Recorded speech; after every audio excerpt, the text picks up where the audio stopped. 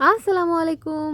এটা ছিল আমাদের নভেম্বর মাসের শেষ দিনটা, যে দিনটা আমরা অনেক আনন্দ এবং উল্লাসের সাথে কাটিয়েছি। এটা ছিল আমাদের ছোটোখাটো একটা পিকনিকের দিন।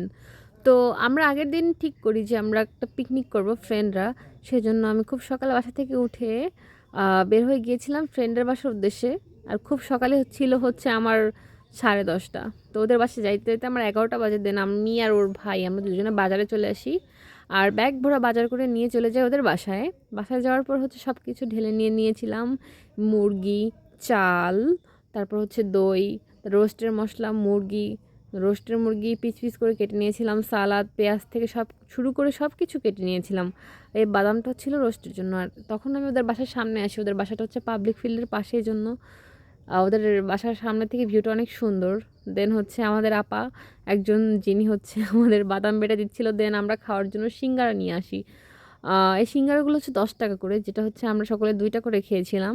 আর এই সিঙ্গারার সাথে ছালাদ ছিল। তো সিঙ্গারা হচ্ছে খাওয়ার সময় আমরা একটা ভিডিও ক্লিপ নিয়ে নিয়েছিলাম। তখন বর্ষ আপু আসে, তাকে আমরা স্কিপ করে দিয়েছি। দেন হচ্ছে রান্নাবান্নার প্রস্তুতি চলে। আমার ফ্রেন্ড আর আন্টি সকল রান্নাবান্না করতেছিল। তো আমি চলে আসি নৈশিতার সাথে খেলার জন্য। নৈশিতা আমার হাতে পরিয়ে দেওয়ার জন্য কি একটা নিয়ে নিয়েছিল, বলে যে আন্টি তোমার জন্য চুড়ি বানিয়ে দিব। তারপর ও আমার জন্য চুড়ি বানিয়ে দেয়। ও আর আমি অনেক আনন্দ করছিলাম সেই দিন। দেন আমরা ছাদে চলে যাই। ছাদে গিয়ে হচ্ছে এটার ভিডিও আমি নিচ্ছিলাম, ওর সাথে কিছু ছবি তুলছিলাম আর ওর ভিডিও করে দিচ্ছিলাম। ও অনেক আনন্দের সাথে অনেক অ্যাক্টিভিটিস করছিল।